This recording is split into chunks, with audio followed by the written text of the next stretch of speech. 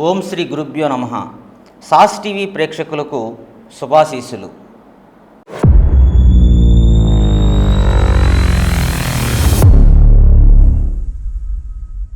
ఓం గురుర్బ్రహ్మ గురుర్విష్ణు గురుర్దేవో మహేశ్వరః గురుర్ సాక్షాత్ పరబ్రహ్మ తస్మై శ్రీ గురవే నమః.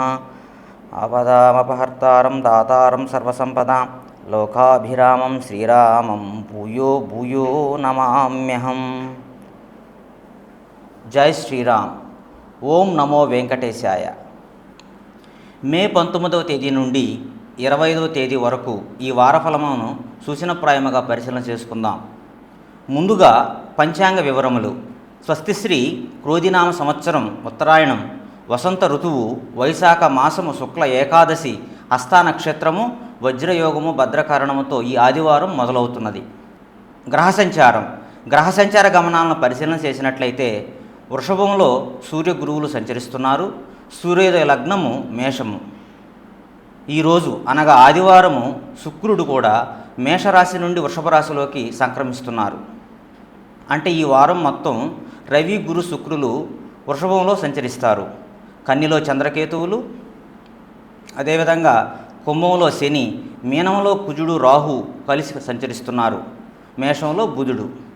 ఇవి గ్రహ సంచార గమనాలు. మేషరాశి వారికి లాభస్థానంలో శని, 6ంట కేతువు, 2ంట గురు శుక్రులు, మొత్తం 4 గ్రహములు చాలా అనుకూలంగా ఉన్నాయి. వారం ప్రథమంలో 4 రోజులు చంద్రుడు కూడా అనుకూలుడు. ఈ వారం ఆర్థిక పరిస్థితి మరింత మెరుగవుతుంది. సన్నిహితులు మిత్రులతో గృహమును ఆనందంగా గడుపుతారు. మీ ఆలోచనలు అందరికీ నచ్చే విధంగా ఉంటాయి. నిరుద్యోగులు ఇంటర్వ్యూలో విజయం సాధిస్తారు. సమాజంలో పలుకుబడి పెరుగుతుంది. నూతన వస్త్ర ఆభరణాల కొనుగోలు చేస్తారు. ముఖ్యమైన పనులు విజయవంతంగా పూర్తి చేస్తారు. వ్యాపారాలు లాభసాటిగా సాగుతాయి. వృత్తి ఉద్యోగాలలో చాలా కాలంగా పడుతున్న శ్రమ ఫలించి నూతన అవకాశాలు లభిస్తాయి. చిన్న తరహా పరిశ్రమలకు ఆర్థిక పురోగతి సాధిస్తారు. వారం చివరలో చేపట్టిన పనులలో వ్యయ ప్రయాసాలు అధికమవుతున్నాయి. బంధువర్గంతో విభేదాలు కలుగుతాయి. జాగ్రత్త వహించడం ముఖ్యం. ద్వాదశ స్థానంలో రాహు సంచారం ప్రతికూల ఫలితాలు ఇస్తుంది కనుక రాహుగ్రహ ప్రీతికి రాహుకాలంలో దీపం పెట్టుకుని శ్రీ దుర్గా సప్తశ్లోకి పారాయణం చేయండి. అదేవిధంగా సూర్యుని ధ్యానం చేయండి. శుభం జరుగుతుంది. తదుపరి వృషభ రాశి. 11వ కుజరాహువులు, జన్మంలో శుక్రుడు, 3 గ్రహములు అనుకూలంగా ఉన్నాయి. వారం చివర 5 రోజులు చంద్రుడు కూడా అనుకూలుడు. ఈ వారం సంతాన వివాహ ఉద్యోగ ప్రయత్నాలు ఫలిస్తాయి. ఆర్థిక పరిస్థితి మరింత సంతృప్తికరంగా ఉంటుంది. దీర్ఘకాలిక రుణబాధల నుండి ఉపశమనం పొందుతారు. విద్యార్థులకు ఊహించిన అవకాశాలు లభిస్తాయి. కుటుంబ సభ్యులతో పుణ్యక్షేత్రాలు సందర్శిస్తారు. చిన్ననాటి మిత్రులతో వినోద కార్యక్రమాల్లో పాల్గొంటారు. ఇంటా బయట సమస్యలు ఎదురైనా చాకచక్యంగా పరిష్కరించుకుంటారు. వ్యాపారాల విస్తరణలో అవాంతరాలు అధిగమిస్తారు. వృత్తి ఉద్యోగాల అధికారులతో సమస్యలు పరిష్కార దిశగా సాగుతాయి. కొన్ని రంగాల వారికి పదోన్నతులు పెరుగుతాయి. వారం మధ్యలో కొందరి ప్రవర్తన వల్ల మానసిక అశాంతి కలుగుతుంది. నూతన రుణ ప్రయత్నాలు చేస్తారు. పంచమంలో కేతు సంచారం జరుగుతుంది కనుక కేతుగ్రహ ప్రతికూలత ఫలితాల నుంచి శుభ ఫలితాల కొరకు శ్రీ గణపతిని ఆరాధించండి. శుభం జరుగుతుంది. తదుపరి మిథున రాశి. లాభస్థానంలో బుధుడు, ద్వాదశంలో శుక్రుడు, 2 గ్రహాలు మాత్రమే అనుకూలంగా ఉన్నాయి. వారం చివరి 2 రోజులు చంద్రుడు కూడా అనుకూలుడు. ఈ వారం స్థిరాస్తి వివాదమై ఆప్తుల నుండి ముఖ్యమైన విషయాలు తెలుసుకుంటారు. చాలా కాలంగా వేధిస్తున్న కొన్ని సమస్యలు పరిష్కార దిశగా వస్తాయి. ఆత్మీయుల నుంచి శుభకార్య ఆహ్వానాలు అందుకుంటారు. భూ సంబంధిత క్రయ విక్రయాలు లాభసాటిగా సాగుతాయి. నూతన వాహన యోగం ఉన్నది.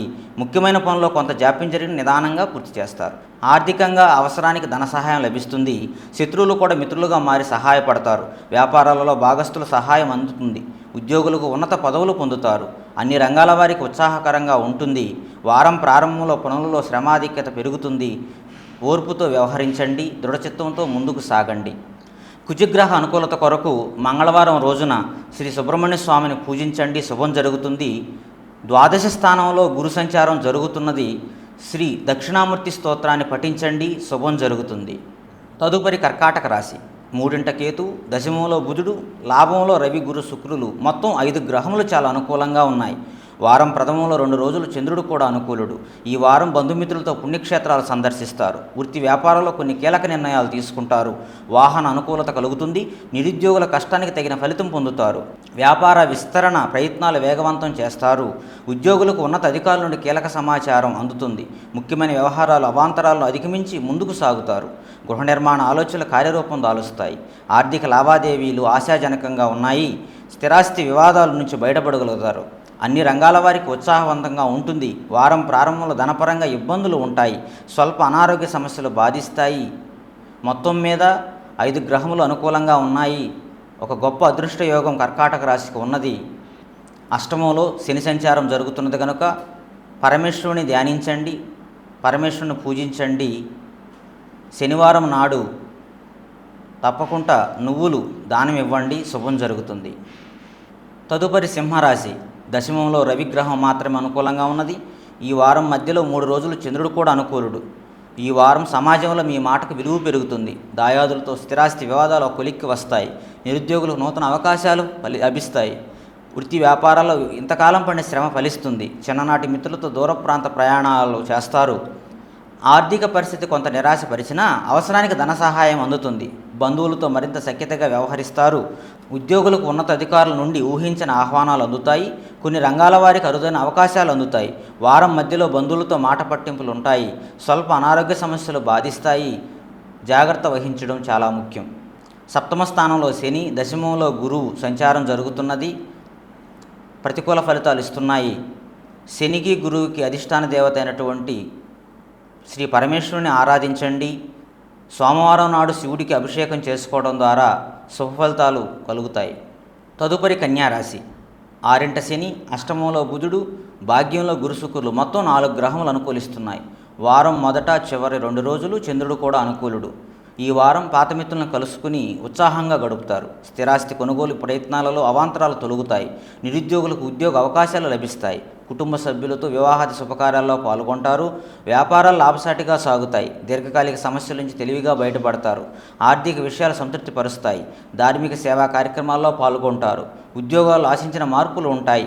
చిన్న తరహా పరిశ్రమలకు సకాలంలో పెట్టుబడులు అందుతాయి. వారం చివరిలో కొన్ని వ్యవహారాలలో వ్యయ ప్రయాసాలు అధికమవుతాయి. ధనపరంగా ఒత్తిడులు పెరుగుతాయి. ఓర్పుతో వ్యవహరించండి. రాహుకేతు గ్రహముల ప్రీతి కొరకు రాహుకేతు నవగ్రహ స్తోత్రాలను పఠించండి. శ్రీ దుర్గా సప్తశ్లోకిని పారాయణం చేయండి. శ్రీ గణపతిని పూజించండి, శుభం జరుగుతుంది. తదుపరి తులారాశి. 6 కుజుడు, రాహువు 2 గ్రహాలు మాత్రమే అనుకూలిస్తున్నాయి. వారం మధ్యలో 3 రోజులు చంద్రుడు కూడా అనుకూలుడు. ఈ వారం నూతన వాహన యోగం ఉన్నది. భూ సంబంధిత క్రయ విక్రయాలు లాభసాటిగా సాగుతాయి. చిన్ననాటి సంఘటనలు గుర్తు చేసుకుంటారు. నిరుద్యోగ ప్రయత్నాలు సానుకూలమవుతాయి. ప్రముఖులతో పరిచయాలు విస్తృతం అవుతాయి. ఆర్థిక ఇబ్బందుల నుండి కొంతవరకు బయటపడగలుగుతారు. కుటుంబ పెద్దల సహాయంతో దీర్ఘకాలిక సమస్యలు పరిష్కరించుకుంటారు. తెలివితేటలతో కొన్ని వ్యవహారాలు పూర్తి చేస్తారు. సోదరులతో ఉత్తర ప్రత్యుత్తరాలు కొనసాగిస్తారు.